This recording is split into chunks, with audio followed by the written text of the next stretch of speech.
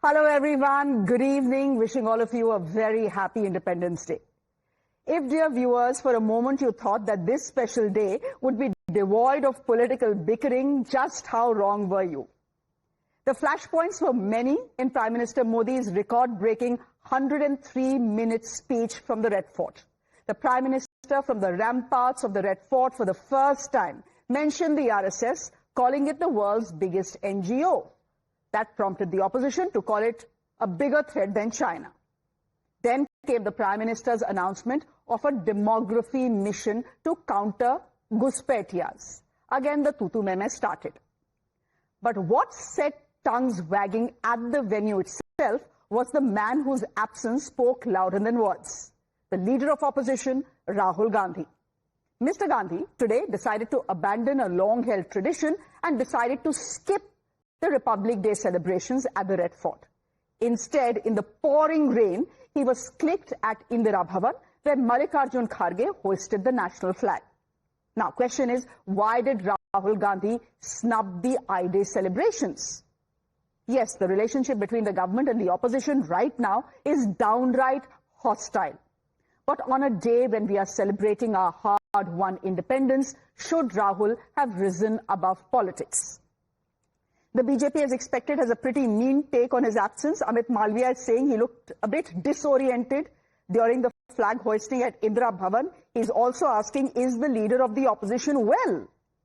The nation deserves to know. Then came the usual jibes of Rahul being a Pakistan lover and that the Indian National Congress is actually the Islamabad Congress Party, etc., etc. Here is some context, ladies and gentlemen. Rahul Gandhi became the leader of opposition in 2024, the first leader of opposition India has had since 2014. He holds the rank that is equivalent of a cabinet minister, and therefore protocol says he has to be seated in the front row. But last year, he was pushed to the fifth row because the government said space had to be made for India's Olympians. He was snubbed in 2024. Is that why he skipped the ceremony altogether in 2025? Or should he have just ignored the pettiness and showed up to respect democratic traditions? My guest this evening, we are going to have an exactly 15-minute chat. Sanju Verma, thank you very much. BJP national spokesperson, good to have you on the show. Neerja Chowdhury, senior journalist on the broadcast with us. Dr. Shama Mohamed is a Congress national spokesperson joining us on the broadcast. Ladies, good evening. Wishing you a very happy Independence Day to begin with. Sanju Verma, where is the need to be this mean and to ask, is Rahul Gandhi well? The nation needs to know. I don't think he looked disoriented in the pictures at all. Let's put those pictures out for our viewers, Sanju.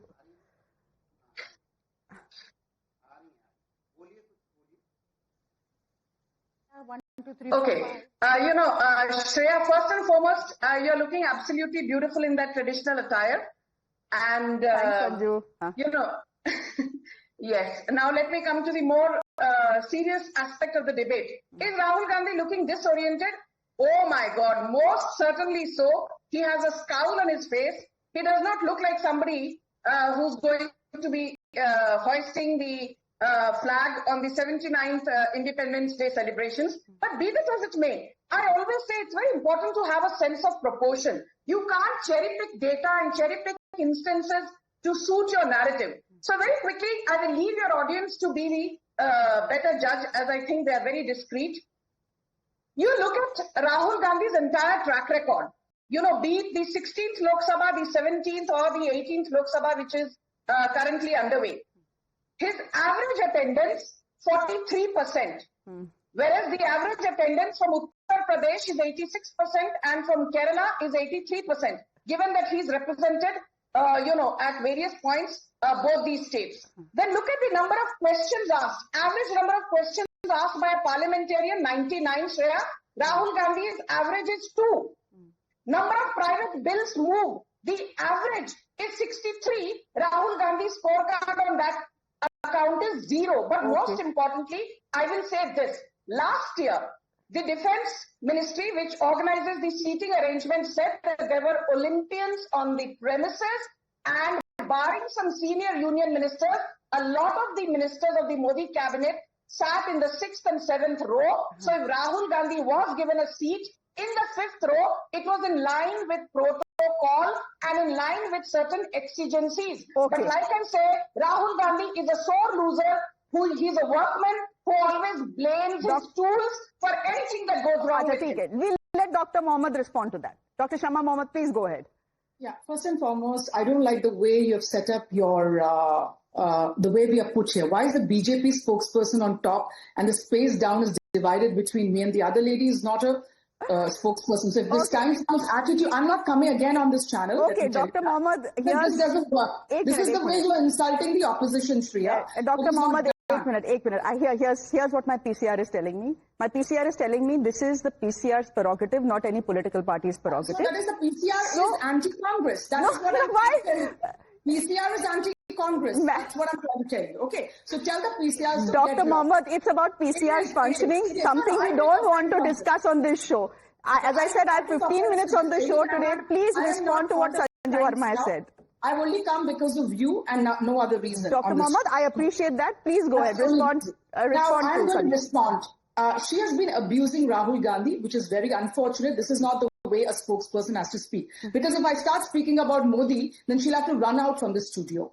Rahul Gandhi... Listen, I did not interrupt. Ladies,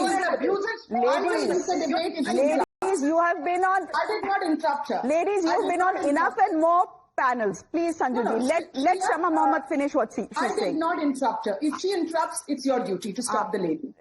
So the thing is, if I start talking about Mr. Narendra Modi, she has to run away from here.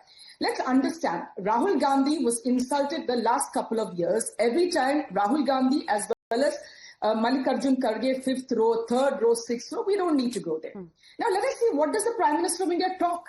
Today he's speaking about the RSS, the biggest NGO involved in the freedom struggle. That itself is an insult. Why doesn't he say that it's a dark day sometimes? There is Nathuram Godse, who comes from the RSS, who assassinated Bapu. He doesn't talk about that.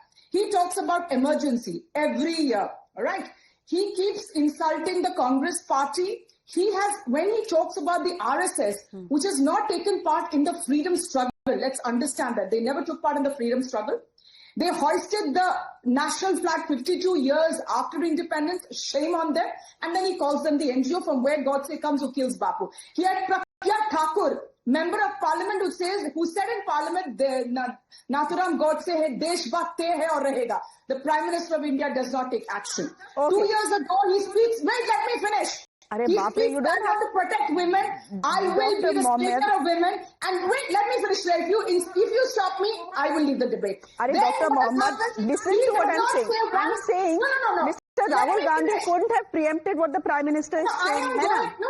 You're not letting me finish. The fact is he didn't show up. I'm asking you, why didn't you show up? You did not ask her a question in between. No, Shreya, I don't want to do your debate. I'm going to leave if you interrupt. Please, let me finish. Then you ask me the question. 2 years ago, he talks about women. And the next year, what does he do?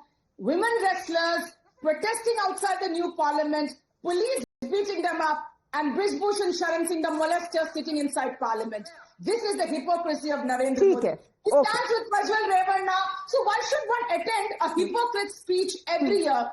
He talks about jobs which he cannot give. He talks about GST which he introduced. He said he will double farmers' income in 2022. He has done nothing about it. The man, what about democratic tradition? Is it or is it not democratic tradition for the leader of opposition to be present at occasions like this? So LK Advani was always present when he was leader of opposition. Yes, he was always given the front seat. I will agree with you there. But he was always present. Every year he speaks about Guspetiyas. This is the only Prime Minister who divides us on Independence Day. He speaks about Guspetiyas who are Muslims, and he is the Prime Minister for 11 years. Who is the Home Minister? Amit Shah. Where is the Commander? Amit Shah. Stop dividing the country. Every year Muslims are insulted. Last year during the elections, what does he say? Sanju Verma, let Sanju Verma come in here. Shama ji, you've made your point. Shama ji, you've made your point. You've made your point, Shama ji. Essentially what you're trying to say is that Rahul Gandhi doesn't want to sit for 2 hours and listen to the Prime Minister and listen to a record-breaking 103-minute speech. Sanju Verma, please respond.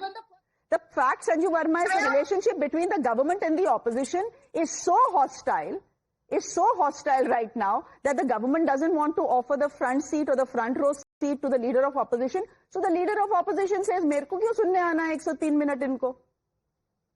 Okay, Shreya, I'm not going to bully you. Then I will walk out of the debate. I'm not going to threaten you. And I am most grateful. Thank you. Go ahead, please. One of my favorite journalists, Neerja Chowdhury, as well. Let me make a couple of points here for the benefit of your audience once again. Rahul Gandhi wanted a debate on Pegasus when the Modi government was winning. Rahul Gandhi was MIA. Rahul Gandhi wanted a debate on Ram Janmabhoomi. The Modi government was winning. Rahul Gandhi MIA. Rahul Gandhi wanted a debate with Shreya on Galwan. The Modi government was winning. Rahul Gandhi MIA. Rahul Gandhi wanted a debate on SIR. When Amit Shah started speaking, Rahul Gandhi MIA. Rahul Gandhi wanted a debate on EVM, inflation, unemployment. When Narendra Modi or Nirmala Sitharaman started speaking in the parliament, Rahul Gandhi MIA. So Rahul Gandhi is somebody who believes in shoot and scoop. And by the way, for this abusive Congress spokesperson to hyphenate Rahul Gandhi with Prime Minister Modi, let me tell you, Prime Minister Modi is the duly elected Prime Minister for the third time in a row. Where Rahul Gandhi is sitting in the opposition benches. You wild abusive woman. Get that now in clear. Acha, theek hai. Okay, I've heard both of you. Now let Neerja Chowdhury come in, please. Shama ji, I've heard you. I've heard Sanju Verma. I don't have too much time on this debate. Let Neerja Chowdhury come in. Neerja ji, what do you make of Rahul Gandhi deciding to skip the Red Fort function? I understand there may have been some grouse from last year, but there's something called democratic tradition. You have to be the bigger person and show up. In many ways, people will say this was his duty. He simply skipped his duty. I think I agree. It's a pity he was not there because he is leader of opposition and he represents us as much as the Prime Minister of India. And I also agree that when he was put in the fifth row last year, we felt very bad because he represents a certain position. Correct. And as I said, the people of India. And the LoPs have been given their due over the years, no matter what the difference is between the ruling side and the opposition side. They have been, as far as my memory goes, to prime ministers in the past, they have been put in the front row. They've been given a position of honor. So is that the reason why Rahul Gandhi gave the occasion a miss? I don't know. We'd like to know from Rahul Gandhi this. And if so, we would like the government to ensure that this does not happen again, that the LoP is given his position. Now, the Prime Minister's speech, as far as the content of the Prime Minister's speech, of course, Shama has critiqued it, the Congress party will critique it. It is a job and business to critique it. Because the Prime Minister made very important points today. I almost felt, 1991 was a moment when India went for globalization, liberalization. Today was a moment when the Prime Minister was pointing India towards Atmanirbharta in every sphere. That we've got to now shift gear, we've got to get our act together, and we've got to be self-reliant as a nation in every sphere of activity, from space to defense, the economy, everything. So I think we would like to know the critique of, we would like to know how this is going to be done. And we would like the Congress party to come in on that, people like Shama and others. But as far as honor and due being given to the Prime Minister of India on a day like this, to the LoP, on a day like this particularly, we would like those norms, conventions, and democratic traditions to be observed. All right. As I said, this is going to be a short debate. Ladies, thank you very much. Have a very good evening. Shama Mohamed, thank you very much for joining us. Arey ho gaya. Thank you, Sanju Verma. You've come well prepared. Thank you very much. And Neerja ji, as always, a pleasure to have you. On that note, ladies and gentlemen, a quick break. There's more on the other side. Do stay with us.